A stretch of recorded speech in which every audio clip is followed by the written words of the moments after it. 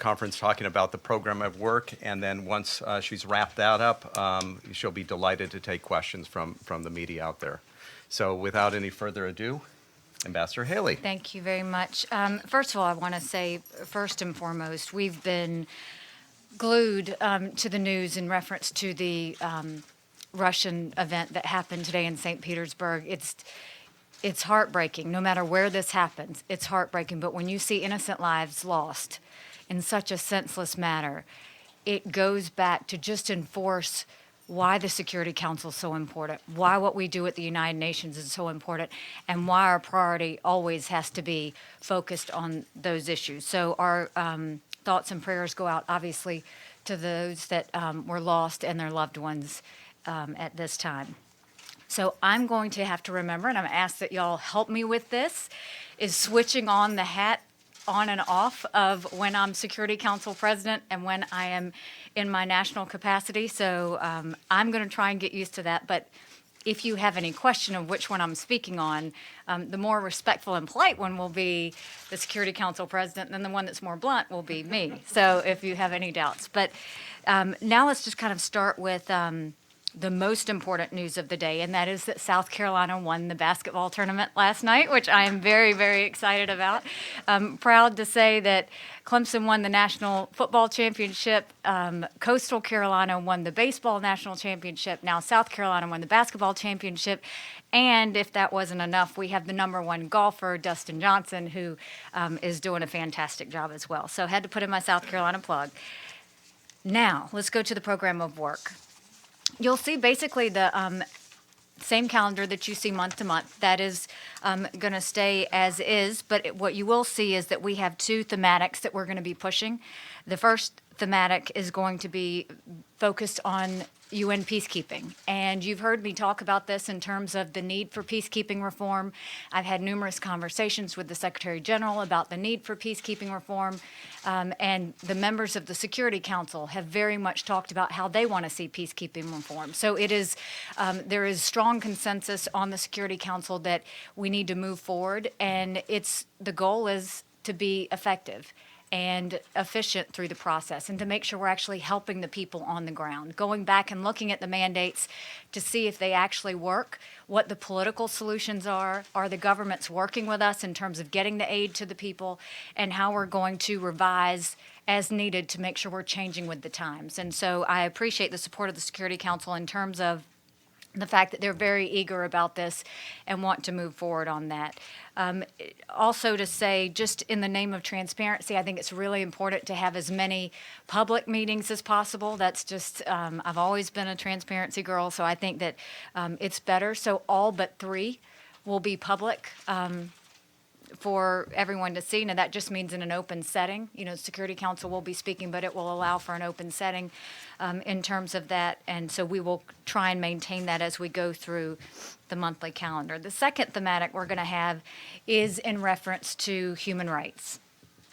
As president, I strongly believe that if you look at the conflicts we have in the world, they always go back to the human rights issues on the ground within those countries. And with the Security Council and the idea that they are looking for peace and security for the people around the world, it is incumbent on us to look at the conflicts and how human rights related to that conflict. And, you know, if you're looking at Syria and the story of the teenagers and how that set off so much, if you look at the, the fruit stand retailer that set himself on fire in front of the police in Tunisia. If you look at all of these issues, it all comes back to the fact that could we have stopped it sooner? Should we have called out something sooner?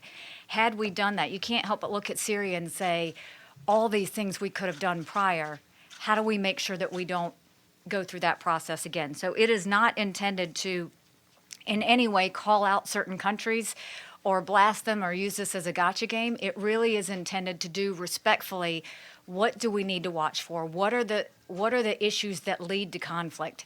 How do we allow extremism to come in because of the vulnerabilities of the human rights conflicts? And so we think that's incredibly important.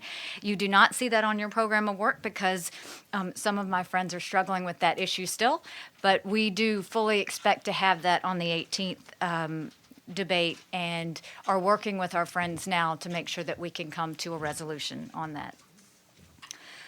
Thirdly, you will see that we are going to have a ministerial. It's going to be on the 28th of April. Secretary Tillerson will be coming in and talking about non-proliferation of North Korea, which is very timely at this time, and we would appreciate the council's support in allowing us to put that onto the program of work as well. And then finally, we're going to have a Middle East briefing that is not going to be so focused on Israel and the Palestinian Authority. We're actually going to talk about the Iranian support for terrorism, the Syrian government, Hezbollah in Lebanon, Hamas, all of the other issues that go along with that, because we think that they are often ignored and not paid attention to. And so that is our goal in terms of the Middle East open debate. So I think with that in mind, that covers almost everything. I will now remind you that being president of the Security Council is intimidating, and it is very busy, and I am still in learning mode. So we are going to try and handle this and represent as best as we can. We appreciate all of you and your kindness and how you've treated me this far. And so now we will open it up to Before maybe, let's go through the calendar a little bit in terms The of other details? dates. Yeah, a little bit more details on I a think- couple of does dates, any- unless you guys. No, we don't need to do that. We don't need to do. This is the same thing you see every single time. I mean, if you Well, want me to then drag a it out, lot I of you- will, but Then a lot of you guys are going to get a lot of opportunity. I'm just going to do a little dance up here. Yes. Okay, so anyhow, let's start with Sherwin, please. Ambassador Haley, my name is Sherwin Bryce-Pease. I'm the correspondent for South African Broadcasting. I'm also the president of the UN Correspondents Association, and we have a tradition when we have a press conference here and welcoming you on behalf of the UN Correspondents Association, Madam President, Thank you, Sherwin. and as ambassador. Last week at the Council on Foreign Relations, you called the Democratic Republic of Congo government corrupt. And said that it preys on its citizens.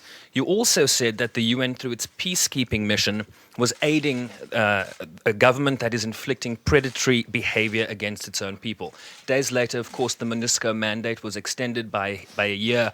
Why is it that the United States voted in favor of that mandate, having sort of implied that the UN peacekeeping mission was essentially aiding a corrupt government, which implies that perhaps they're corrupt as well? Could you clarify, please? yes, thank you for that question. I think that if you will look at, that's exactly what we're trying to go to with peacekeeping, which is look at the original mandate and see if it's working. The goal with the peacekeeping reforms, and you saw this with MONUSCO, is number one, make sure that we shift. What we saw was it wasn't about more resources. It was about being smarter with the resources. It was about what are we going to do in terms of reporting. Now there's reporting to where we can actually look at the contributing countries and see if we're holding them accountable. The strategic review was very important in September, because I think the idea is to be able to go back and actually look and see, are we on the right path? And so much of these peacekeeping missions, I feel like, have been people just assume they're always going to be there. But really, our goal is to make sure they're working for the people on the ground. And so, especially with MONUSCO, if you see so many of the troops staying in their barracks while the civilians are being threatened, that's not peacekeeping. That's not what it's supposed to be. And so what you saw with MONUSCO is what I hope happens with every single peacekeeping mission going forward, which is saying, is the mandate real? Is it something we can accomplish? Are we taking into account the political solution? What are we going to do if the governments don't work with us on this? And are the troops on the ground actually doing the work they're supposed to be doing to help the people in need? And the whole focus at the end of the day will be the people on the ground in need, and the reason the peacekeeping mission was started in the first place. So I think MONUSCO was a great first effort. The Security Council all came together on it. I hope that every peacekeeping mission can work in that same direction and do well. Edie, let's go with you. Hi, Edie. How are you? Thank you. Thank you, Madam Ambassador. On the human rights issue, there's been a lot of media this weekend on the fact that the administration is leaving human rights out of meetings on Bahrain, on Egypt, on other issues. So it seems sort of strange and interesting that you are here at the UN pushing human rights at a time that the administration seems to be backing away. And I wonder if you could comment on that. Well, I don't think the administration is backing away from human rights because they fully support me speaking about human rights in the Security Council. So, what you can look at is with every conflict, there are a lot of different elements. Our number one priority, I am speaking from my national capacity at this point. The number one priority is to really counter terrorism. I mean, when we look at the situation, terrorism in different parts of the world is becoming a huge problem, and we want to make sure we're working with as many friends as we can to defeat it. But at the same time, we want to still be very true to our values, and we want to stay true to what we believe is important. Human rights has always been an important part of what America believes. Human rights is, to me, integral in how a country treats their people and what can cause protests and conflict, and how that can lead on to more serious situations where the extremists can actually come in and take advantage of those vulnerabilities. And so we believe it's very important that we talk about human rights, and the administration has been very supportive of me talking about human rights. Matthew, go ahead. You're right there. Sure, thanks a lot. I thought we don't call him Matthew. I'm just kidding. He's in the room. All right, good one. Matthew Lee, Inner City Press, thanks a lot. And here's, on behalf of the Free UN Coalition for Access, hoping you'll do stakeouts, not just after the consultations, but as much as possible. You'll during the month. continue to see me. Okay, Yes. great. I wanted to ask about reform. You'd said that maybe the UN shouldn't pay peacekeepers if they abuse the people they're supposed to protect. And I wanted to know just some more specifics. Would this mean individual peacekeepers that have been actually found guilty, or if a contingent has a high percentage of people charged? I'll just use an example. In the Burundian contingent in Central African Republic had 25 people repatriated for sexual abuse, but they're still there. So what would be sort of, how do you anticipate the UN implementing this kind of control? And also in your national capacity, do you think that the UN Secretariat should have a Freedom of Information Act, like duty to respond to requests of how they're spending money to the public, which they could do even without a GA vote, just have basically a practice of saying how money is spent should be disclosed when journalists or citizens asked? Thanks a lot. So in my national capacity, I will tell you that I have met with the Secretary General on multiple occasions to talk about the contributing countries and how we hold them accountable. I think that their intent is always to do the best they can, but what we have to do is make sure that we have firm reporting on exactly what's happening. And I think it's to both of your points. Individually, we need to know what kind of cases are there and how they were held accountable by by that contributing country, but then also as a percentage with the group if we see this start to be a problem. And I've actually gone a step further and asked the Secretary General if we could sit down and talk to those contributing countries, because I think it's important for them to know what is expected of them. Two, I think they should know that we are going to start a reporting process that we want to engage them on. And then three, at what point do we go and move a contributing country because we don't think they're being beneficial to the process? So I hope that those actions come together. I think that's hugely important in what we're trying to do. And, I think from the peacekeeping reform standpoint, you're going to see this open debate of Security Council members, but it's just the beginning. I hope this is the beginning of many things that we will start talking about when it comes to true peacekeeping reform. It's such a large part of the UN budget. To not really focus on doing that right is going to be very important. In terms of FOIA requests, I'm as open on FOIA requests as anyone. I think that, being transparent and allowing information to go out is an important part of the democratic process. It's an important part to reporting, and I will, my goal has always been not to stand in the way of that. Richard Ross, CNN. Ambassador, I'll begin by using the words you may want to hear in 8 years. Madam President, No. I have a question for you. Well, that's to be used in these documentaries 8 years from now, at least. Can still be on the air. Two quickies somewhat. Number one, is it true that President Trump offered you the Secretary of State job? You can put on your blunt hat for that answer. And number two, what is the dynamic, the relationship between you and Secretary of State Tillerson? It reminds me of 1993 and Madeleine Albright and Warren Christopher, where you are the dynamic UN ambassador who speaks freely and openly and can criticize anyone you want, and he, being the Secretary of State, doesn't care to talk much to the media, et cetera, and work behind the scenes. Well, first, I think that we need to acknowledge the bit of media that came out in the past couple of days in reference to my role and what I do. It's amazing. Every position I've ever had, people have assumed that I'm looking towards something bigger, when in reality, I am the daughter of Indian parents who said to me, whatever you do, be great at it and make sure people remember you for it. That's all I'm trying to do. That's all I've ever known how to be, is to try and just do my job to the best of my ability. And if that comes out blunt, if it comes out strong, that's just, I'm one of two brothers and a sister, and my parents raised us all to be strong. And so that's the situation there. I think, I'm going to have to go back to what your question was. What was the second part of the question? I know it was Did President Tillerson. Trump offer you the Secretary of State Yes. job? Okay. So the Secretary of State position. So the original call that I received to go to Trump Tower was to discuss Secretary of State. No, he did not offer it. It was the discussion that we were having at the time. So when we went in, that was the position that we were discussing. And then thirdly, I see Secretary Tillerson as a great partner. We work very well together, as I do with General McMaster and Secretary Mattis and Secretary Kelly. I mean, it really is a strong group of people who are committed to results. We all know that we each have a place in terms of this administration, but more importantly, we all know that we're working as a team. And so there are not any dynamics that would portray anything other than that. And I've enjoyed working with all of them, and I think they all have a lot to contribute to this administration, and I'm just honored to be a part of that team. Farnaz? Good afternoon. Hello, Ambassador. Hi, Farnaz Fasihi from the Wall Street Journal. I wanted to ask you how you assess your relationship so far after 3 months with Secretary General Guterres and the UN. There's been a lot of talk at the UN among officials that the new Trump administration is a risk and a threat to the UN, from funding concerns to concerns of pulling out of the Human Rights Council to not supporting a two-state solution and climate change.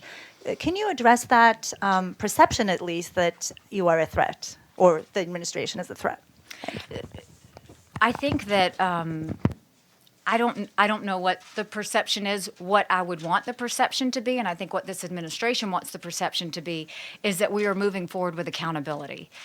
My job is to show the American people value in the UN. And through that, the way I think that's important is to change the culture of the UN. And that is to not be stale, to start talking about things we haven't always talked about, to look at certain peacekeeping reforms and see if we could do more to help the people on the ground. I know the budget is part of that communication, but I can tell you, in talking with so many other member states, they are happy that we're starting to look at the value of the UN, because I think they all realize that there is a role that we can play that needs to change with the times. And so to look at how this administration's looking at the UN, I would say they're looking at it with fresh eyes. I think they're looking at it to see, where can I show value? Where do we see that it's just not working? What do we want our involvement to be? And the goal right now is that I hope you see leadership from the United States. I think it's very important that all member states know exactly what we're for, know exactly what we're against. When we think something is wrong, we should make it very clear on what we think is wrong, and we should handle it accordingly. And that's the way I think leadership should be, not just from D.C., but also out of New York, and that's what we're trying to do. Let me take a couple questions from the Arab media, Adla Masood and Talal and Ali. Let's go through. You don't? I thought you had your hand up. Talal? You're my favorite right now. What does that make me then? I don't know. You haven't asked your question yet. My name is Talal Haj from Al Arabiya News Channel. We heard you over the weekend in your different interviews with Fox and the others that fighting ISIS is the priority now. If I give you a ladder of priorities, could you just place these priorities in order, how your administration see them? Fighting against ISIS, we understand, is the top. Finding a political solution to Syria, holding Assad accountable, and fourthly, fighting the Iranian influence.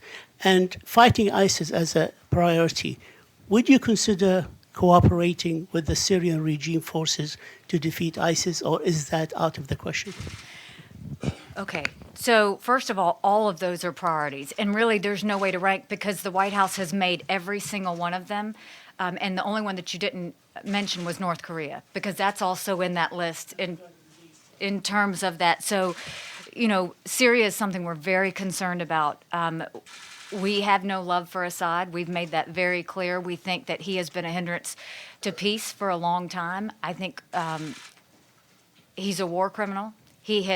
What he's done to his people is nothing more than disgusting. And so what we're trying to do is say, how do we now work on this? Because we see that we also have, obviously the extremism, ISIS, and trying to counter that. We see Iranian influence that is not helpful. We'd like to see that get out of Syria. And so I think you'll continue to see the U.S. very vocal and very strong as it relates to Syria, because we do want to see peace in that region, and we do want to try and be part of the solution. And would you cooperate with the government of Syria to defeat ISIS if that's needed?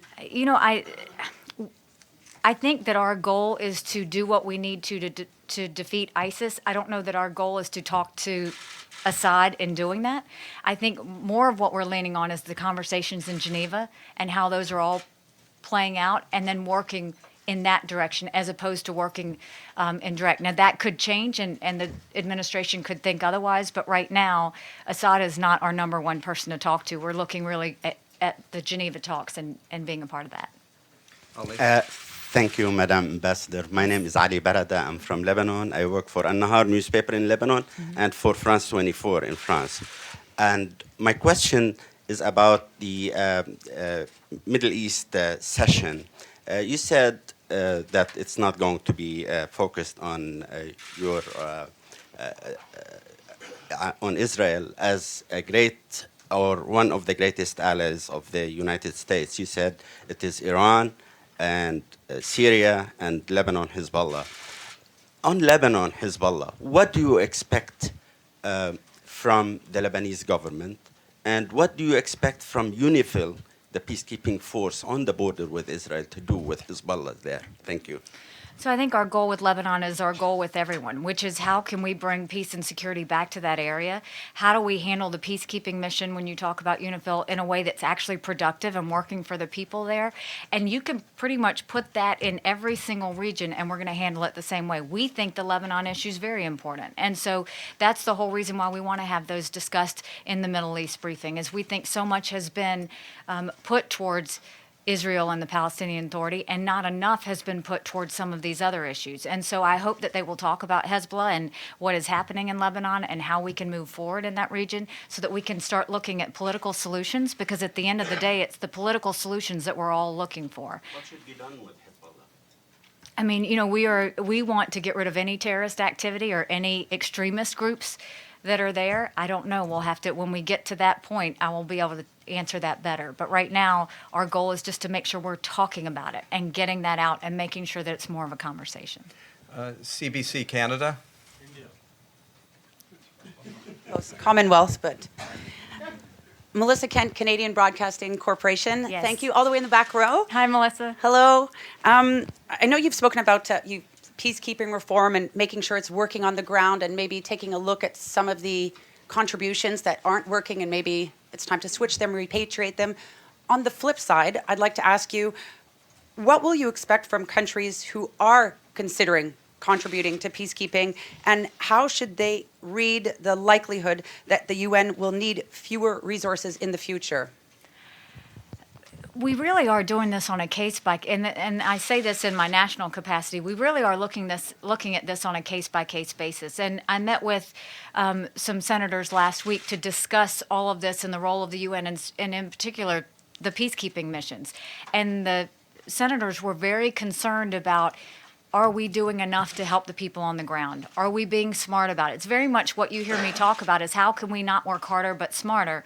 And so, what I hope member states will do is embrace the peacekeeping reform measures we're trying to include into the new way of looking at this and become a part of it. We do want to see member states get more involved in terms of contributions and get more involved in terms of accountability, because we think both of those are extremely important, and we welcome that because we're starting to see more and more issues around the world.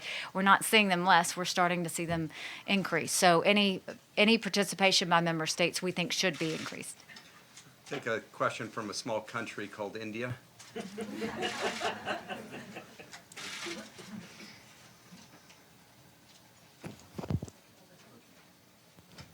Thank you, Madam President. Thank My you. name And is Deepak Arora. I'm from New Delhi, India, with the New Tribune Delhi, Online. yes. I'm the diplomatic editor there.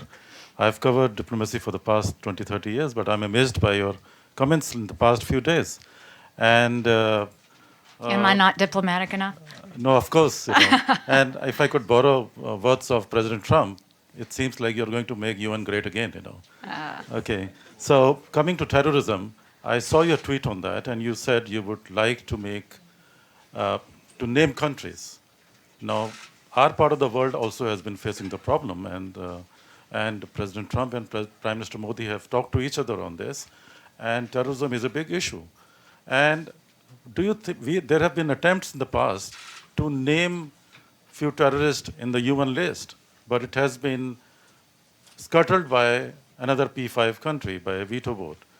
I'd like to hear your views on it. How would you like to tackle it as the president of the UN Security Council? Well, I think that the administration very much is looking at all of these avenues. And some of the things we've talked about is sanctions and who's on the list and how we've managed that. And I think that's part of what we're going to try and find our place with, is that we do want to make sure that we're calling out those that we need to call out. We do want to make sure that we're leading towards a result and not sitting back and allowing things to happen. I think you are obviously seeing a more aggressive administration because we feel like in order to lead, we need to act. And in order to act, we need to make sure that we have those conversations with the National Security Council, and we are having those conversations with the National Security Council. So as we go forward, I think you'll see just in the 2 months, a lot has already happened and a lot will continue to happen, but it is all about how we can make sure we're moving the ball.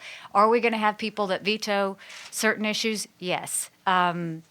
But that doesn't preclude the United States from acting, and it certainly doesn't preclude us from trying to see if we can change that as well. So our goal is to get more done together than we do separately. If we can't get it done separately, then we just move in another direction to still get the same things done. Benny Avni? Hi, Benny Avni of New York Post and Israel Radio. So a couple of questions on China as she is coming over. President Trump has said if China is not going to solve North Korea, we will. Can you tell us how? And also, speaking of human rights, we've been talking in this country a lot about Russia's violations of human rights. Should we talk a little more about China's violation of human rights? And on the Israel-Palestine thing, Jason Greenblatt has been in the region talking about the regional approach rather than Israel-Palestinian first. Did that receive any echo, any good reception here at the UN with your conversations with colleagues, including the Palestinian ambassador? Okay, so did you write that down on where he started? I should have Let's something start to write. with the Xi. Yes, so let's start with President Xi then. This visit this weekend will be very, very important, and I think it'll be important at a number of levels. First and foremost, in dealing with North Korea. I think the United States has seen China for 25 plus years say that they're concerned about North Korea, but we haven't seen them act like they're concerned about North Korea. And so I think this administration wants to see them act, and I think they're going to pressure them to do that. And hopefully China will respond favorably. That's what we all want. That's the goal of this weekend, is to make sure that China shows that they are willing to act on North Korea, because we know at the end of the day, the only one that North Korea is really going to respond to is China. So that will be obviously a big part. And then there's obviously a lot of economic things that we need to talk about, but I do think that the way that weekend will go will very much depend on how that conversation with North Korea is, because that is very front and center. I think the president's made it very clear that he needs to see actions from China. I think that we all hope that it's a good conversation this weekend and that we see some real partnership and working together, and so we're all looking at it favorably and hoping that that's what happens. Will you be there? I will not be there, no. And on the Middle East? On the Middle East. What was your question on the Middle East? I'm sorry. Y'all are going to have to do these one at a time. Sorry about that. So the, Israel, Jason Greenblatt, Palestinian? yeah, Israel-Palestine regional approach as opposed to. So I've been in communication with Jason a good bit in terms of his workings and dealings in Israel, and also visiting with the Palestinians. I know that we are strongly working towards a peace agreement between the two areas, but Jason is exploring everything. Again, this is all with open eyes to see what can we do, how can we get things done, and trying to get both sides to bend a little bit. That's been the key, is how do we get both sides to bend towards a common good? And Jason has done great work with that. I think you've seen Jared has done great work with that, and I think you're going to continue to see the president's involvement in that as well. My conversations with the representative of the Palestinian Authority was very much that I told him that we wanted to move towards them coming to the table. I told him that I thought that was extremely important, and that our actions were that we weren't going to support the Palestinians' actions here at the UN until they came to the table. We needed to see some genuine willingness to come to the table. The representative responded very well. It was a good conversation, and what I said was we don't want to see any additional measures brought at the UN that would bash Israel or lift up the Palestinian Authority until we can get these negotiations to happen. And I do think the discussions that have happened at the UN have been more of a hindrance towards the peace process than it's been a help, because it's caused defensiveness to happen, and that's never healthy for anything. So our willingness, support, and enthusiasm of seeing an agreement coming from the Palestinian Authority and the Israelis is very important. While on the topic of the Israeli-Palestinian conflict, let's take a question from Israeli media.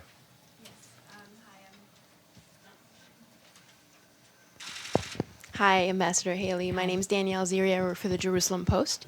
I'm just wondering, you came out very strongly in favor of Israel and sort of what they're going through at the UN. I know the Israelis are very pleased about that, but are you worried that it puts you in a difficult position to eventually kind of mediate between the two? I don't worry about that, because I've been honest. That's all I've done is tell the truth. And so I've called it out like I see it, and I'll continue to do that. But there's no one that doesn't want to see a peace process between those two bodies. I mean, I think that we all feel like it should happen, it can happen, and we want to see it come together. But no, I don't see any issues with mediating. I just think that I'm the truth teller at the end of the day on what I see and what I think is wrong and what I think is right, and I'll continue to do that. Now we have a Palestinian in the room as well, so let's hear from you. Oh, thank you, Jonathan. Where am I looking? My name is Abdul Hamid Sayam from the Arabic daily Al Quds Al Arabi, and I have, in fact, many questions. Yeah, please keep it to one. Yeah, Please can we be do? good to your let's colleagues. just- There's a big world. Yeah.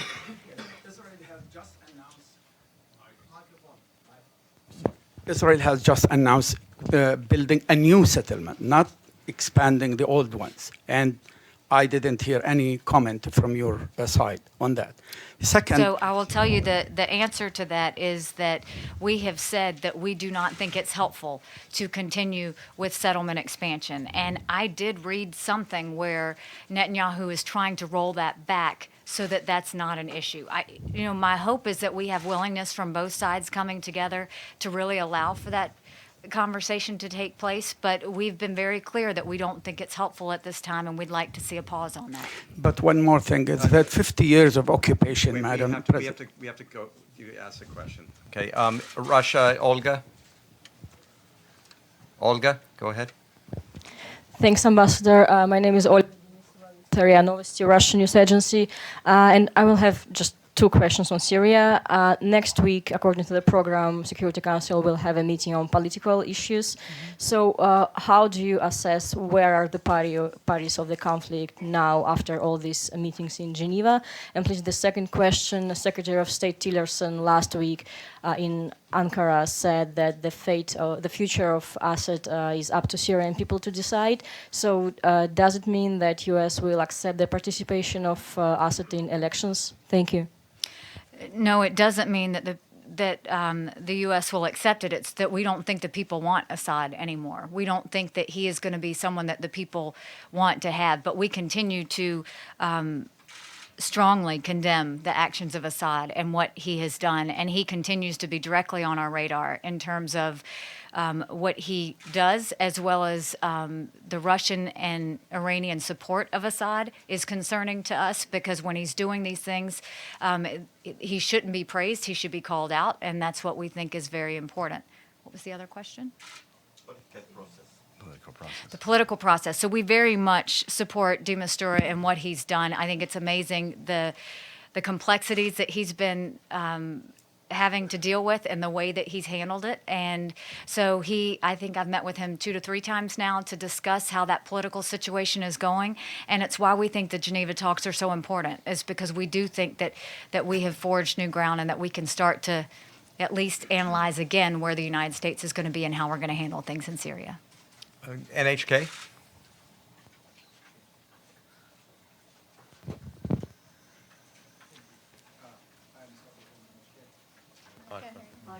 Yes. Thank you, Madam President. I just want to follow up the PKO reform. Secretary General has passed 100 days. And how do you, to the personality on the work of the Secretary General in terms of the peacekeeping operations reform with the United States? Thank you. I will tell you, the Secretary General has been wonderful to work with. We have a very good, strong relationship.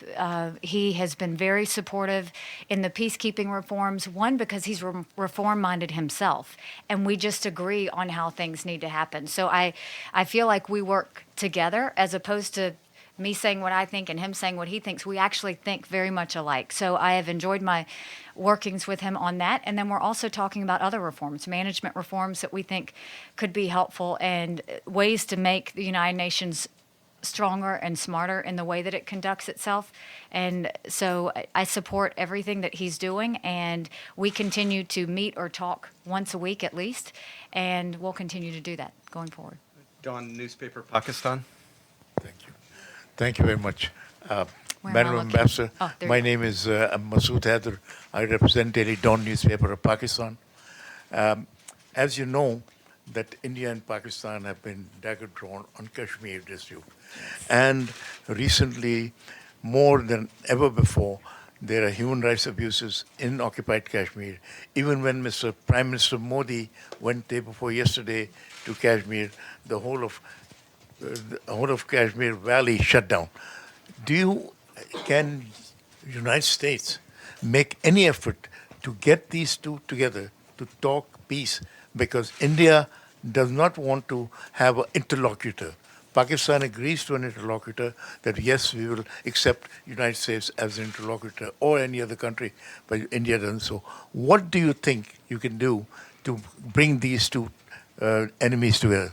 I think Thank I think it's absolutely right, and this administration is concerned about the relationship between India and Pakistan, and very much wants to see how we de-escalate any sort of conflict going forward. So I would expect that the administration is going to be in talks and try and find its place to be a part of that. We don't think we should wait until something happens. We very much think that we should be proactive in the way that we're seeing tensions rise and conflicts start to bubble up, and so we want to see if we can be a part of that. So I think that will be something that you will see members of the National Security Council participate in, but I also wouldn't be surprised if the president participates in that as well. Ann, Washington Post, excuse me. About to give me a promotion there. Ann Guerin from the Washington Post. Madam Ambassador, just back on Israel-Palestine for a moment, seeking a little more precision. The president said that he would like to see Israel slow down a little bit on settlements. Do you believe that the month or so since he said that has shown a slowdown? And what would you like to see in terms of actions from Israel to pave the way for talks? I think that the settlements that have happened up until now were in response to Resolution 2334, and Israel was going to move forward and do those things. What we have said is that's, let's not do any new settlements. We don't think that's supportive of the peace process. We want to see a pause on additional settlements and find a way that we can get those two to the table. So the fact that they talked about new settlements and the fact that Netanyahu said that they were trying to be responsive to us in pulling those back, I think is a sign of of the fact that the Israelis are trying to be conscious of what we're trying to do. And I think that the Palestinians are showing signs that they're trying to be supportive of what we're trying to do. And so, we'll continue to be aggressive on that. You see that whether it's people traveling to the area or whether it's who we have as guests coming to D.C. But our focus is very much to keep strong communication with both parties to make sure that we get to the table and we can start negotiating. Evelyn?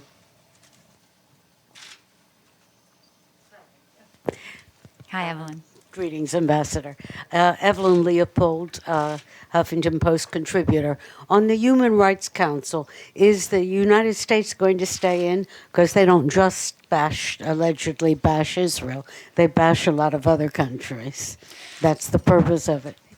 So what we've discussed is, and what we're looking at is, what does the Human Rights Council do well? What does it not do well?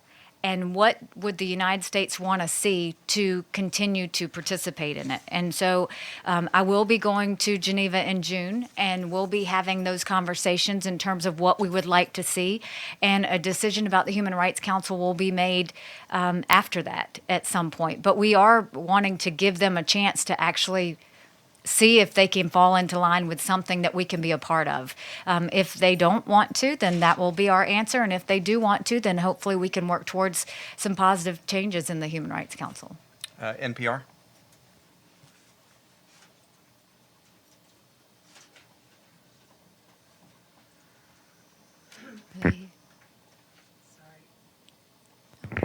Thank you, Jonathan. Ambassador, I have a question regarding Syria. We know that political talks will be going on between the rebels, so-called moderate rebels, and the Assad regime. But excluded from that is Al-Qaeda and ISIS. We also know that Al-Qaeda has worked with, or are really the good fighters, and have worked with rebels. So I was just wondering, how can a peace agreement really be reached if you only have the two parties? And Al-Qaeda, what's going to happen to Al-Qaeda and ISIS if indeed only the two sides reach an agreement? There are no easy answers in Syria. I mean, there's just not. And you can't have black and white answers either. I think we're dealing with different personalities. We're dealing with different goals. We're dealing with different political wills. And then we're dealing with the fact that there is just terrible human atrocities that are happening on the ground. So there is no easy answer with that. I can tell you that what we are doing is trying to look at the political nature of what's happening, deciding who our allies are or going to be, and deciding what we need to do to combat ISIS, because that is a huge priority of ours, and then we'll move forward. I think that's still happening. I think us trying to figure out our place in Syria is still happening, and I think those talks are ongoing now, and I think the U.S. very much wants to play a role in bringing peace to the area, and I think that we will play a role. Spanish media, please.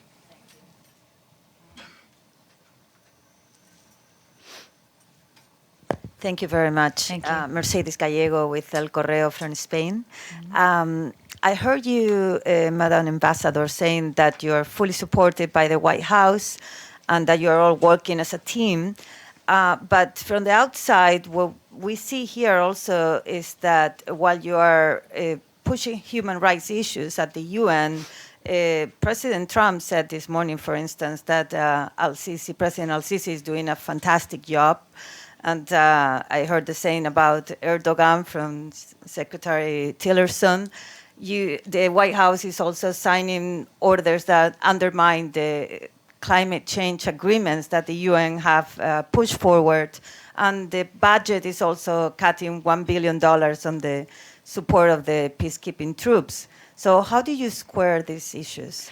Well, I think, America is the country that has always prided itself on valuing all lives and to making sure that human rights is always a part of the conversation. That's not going to change. But when you have different situations that you have to work with certain countries, those friends, sometimes you have to go and you work with them, but then you also say, look, we don't like what you're doing on the human rights level. And we can have both those conversations. It's not one or the other. And I think what's happened in the past is we either say this is a friend or this is not a friend. Right now, On issues we can have friends on, we're going to. On issues we can't, we're not going to. But we're not going to stop talking about human rights as a very important part of what happens, one, at the United Nations, which I think is hugely important, and two, what happens in the international community as it relates to conflict. And so I don't see us at odds at all. I see us very much talking about the topics of the day and what's important. I know a lot of people like to try and find issues, but the White House is very supportive of us talking about human rights because they do value that. And they are very supportive because they do know that there's issues out there. But that doesn't mean they're not going to talk to Egypt, or they're not going to talk to Saudi Arabia, or they're not going to talk to certain actors. Because at the end of the day, what do we all want? We all want to fight, any sort of Daesh, ISIS, any type of extremism that's out there. And so we're going to play with whoever we need to play with to defeat that. But we're not going to stop calling people out when we see something wrong. And so I think that we've been very consistent and will continue to be consistent. But if the president goes and says that somebody's fantastic at what? He wasn't talking about human rights. That's why he didn't say the president's been fantastic at human rights. He didn't say that. There's a reason he didn't say that. But those are conversations that we have as well. That's what you do with friends. On climate change, I can tell you that the focus of this administration very much is we don't want to do anything that is going to hurt our businesses. We think that you can walk a fine balance between making sure that you're protecting the environment and also making sure that you are creating a strong economy that allows businesses to function. So we think that that balance can be had. And I think what you saw with the president and what he did was he felt like the previous administration went too far with the regulations and too far in what they were doing against businesses, and he's just trying to balance that back out. Pam? Thank you, Jonathan. Ambassador Haley, Pamela Falk from Yes. CBS News. My question is a follow-up on the nonproliferation in North Korea. You have the Secretary of State, Rex Tillerson, coming here. What do you expect? Obviously, some things will happen in Mar-a-Lago, but what do you expect the UN Security Council to do more on North Korea to stop North Korea, given the fact that no one seems to have stopped North Korea yet in terms of testing? And what other heads of or minister-level people do you hope to come to that meeting on the 28th? Thank you. Well, I think a lot is going to depend on what happens between now and the end of the month, because with the conversations that we're having and with the decisions that China will make, that will really spell out where at least the United States wants to go. I know from the Security Council standpoint, we are looking for those foreign ministers to come because North Korea is an issue. It's a threat. I mean, at any given day, we're waiting on another ballistic missile test, and I think that our goal is to say, what do we have to do to stop them? And there is will in the Security Council that has been very supportive of the fact that this is a problem. And so we do need to talk about it in terms of what are we as a council going to do to deal with North Korea, and how do we push that forward. So we hope that we get as many foreign ministers to come as possible. I know it's a serious conversation that Secretary Tillerson wants to have, and it's extremely timely for everything that's going on. The UN has published a report about so many countries skirting the sanctions, 300 pages worth. How do you expect to follow that up during this meeting? I think that it's very important, one, that it will be followed up this weekend with the president, with President Trump and President Xi, that, China could be fully imposing those sanctions, and that's obviously what we want to see, but all of the other member states as well. We need to see them starting to actually do what the Security Council said was going to happen, and we need to get more activity from member states outside the Security Council to also be a part of this so that we can talk with one voice. So I do think that Secretary Tillerson's briefing will be very much after all of these things have taken place, and that will dictate how that briefing goes from there. Can I do a follow-up on that? Yes, it's Rhonda Halbin. I'm a blog columnist and at Tots for Rhonda, don't impose yourself on this. Let's be fair to everybody. Italy, please. Thank you, Madam President. Valeria Robecco, ANSA News West Service. Where am I seeing you? Here? Oh, there you are. Thank Okay. you. Thank you. My question is on Libya. How the U.S. Is planning to act within the United Nations and the Security Council on the situation in Libya and the migrant crisis? How is the Security Council going to act? The U.S. within the UN and the Security Council. I mean, I think that what you're seeing is the U.S. is looking at all of these issues and trying to figure out how we can lift the people back up and lift the situation back up. I want to say that Libya goes back to, if you look at the protests, the peaceful protests they had in Libya, and then you look at the response of the government and how that led into the conflict that we saw, that again is going back to human rights and why we think that's so important. In reference to Libya, we just want to make sure that there's a strong political solution, that we make sure again that extremism is not part of the product that we're looking at. And this is again another thing that the United States will have to look at in terms of how we're going to respond to that. All of this is still a work in progress. All right, we only have time for 2 more questions. Nick Bryant, BBC. Ambassador, you raised basketball at the beginning, and it reminded me of something one of your predecessors said, which is this, that to blame the United Nations for the world's problems is a bit like blaming Madison Square Garden when the Knicks lose.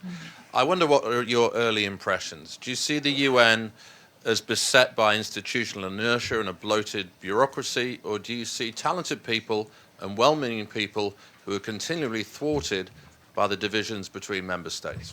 I have been I've been surprised by the United Nations. I've been surprised in some ways where I think the focus has been just so misguided in certain issues like the Israel and Palestinian Authority. I can't believe that they've been discussing that every month of every year for the past 10 plus years. That was very surprising to me when you have so many other issues in the Middle East that need to be talked about. But I've been pleasantly surprised at the kindness and respect that has been here at the United Nations. You very much see that countries send their best and brightest here, and it's all in the name of really wanting peace and security in the world. And I love that. I love that that's what the original intent is, and that's very much what they're trying to do. What you do see at the United Nations, and when you hear me talk about trying to change the culture of the United Nations, it's only because what has happened to this organization is the same thing that happens to every organization. They get stale over time. They forget.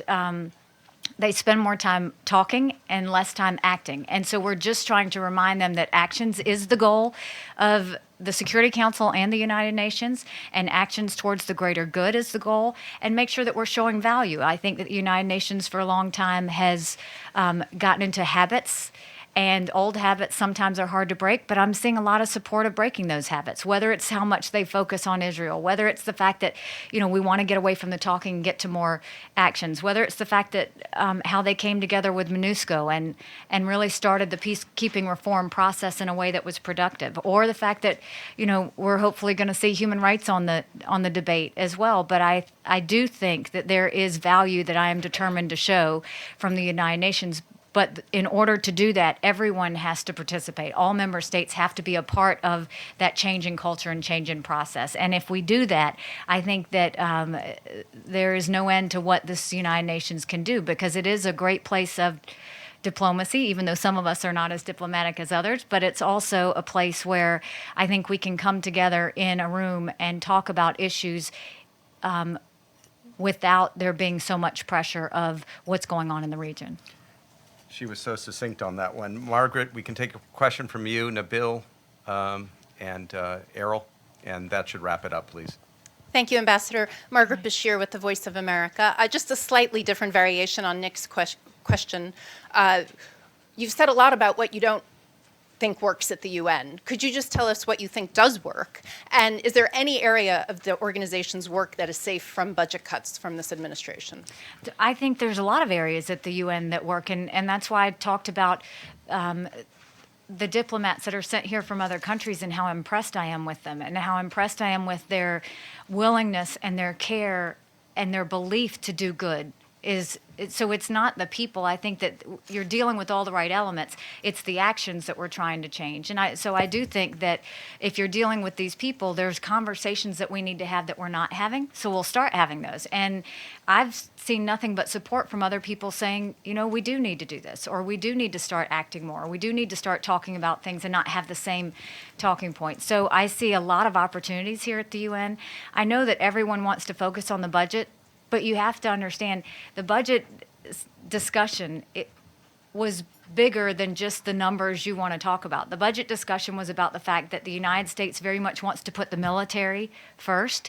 Strengthening the military, strengthening the equipment when it's been so depleted over the years is something that the president wants to see. The second thing the president wants to see is anything else that's there, are we finding value in it? Can we make it work? How can we make it work? So if they're looking at the United Nations, I don't see that as a threat at all. I see that as asking for more accountability and asking for more things to change. And all of that's doable here at the United Nations. All of that is possible because we're seeing that, whether it's been with the peacekeeping reform. We're seeing that whether it's the silly Israeli report that came out last week and the fact that that came down. We're seeing that with the way the Security Council is adopting this program of work and moving forward. I think we're seeing that overall in the energies and the anxiousness and the accountability that we're seeing all member states want. And so we're going to continue moving in that direction. And I am constantly in contact with members of Congress who want to see the same thing. They want to see value in the UN. They want to know that we're not just constantly being pushed around in the UN, and that we're actually valued for being the host country, and that we're valued for what we're trying to bring, and that we do give a lot of money to the process and to the international community as a whole. And no one wants to be taken for granted. I don't think that's too much to ask. I think it's just saying, are we appreciated? And if we are appreciated, how do we get it to work to where it works better for everybody? And that's the goal, and I think that's the one we'll achieve. Okay, Nabil and Errol, and then the ambassador has a meeting at 4, so she's got to hightail out of here. So go ahead. Thank you, Madam Ambassador. Nabil Abi Saab, Al Hurra TV station. You've been talking about Iran and Iranian influence in Syria and the Middle East in general. Since day one, actually, you mentioned Iran in your first appearance here in the UN. And I would like to know if there is any action you're planning to take on this. You have a lot of tools in the Security Council on terrorism, on Iran, on Yemen, Syria, etc. Are you planning to do a certain action, take a certain step on this regard, or how would you translate your position on Iran? I mean, I have always been clear, at least on what I think, that Iran is definitely the main state sponsor of terrorism. It's something that we find is a problem in every area they try and put their influence. And so that's something that we want to deal with. And I think as the National Security Council meets on these issues and goes through these issues, we will deal with Iran in different ways in different places.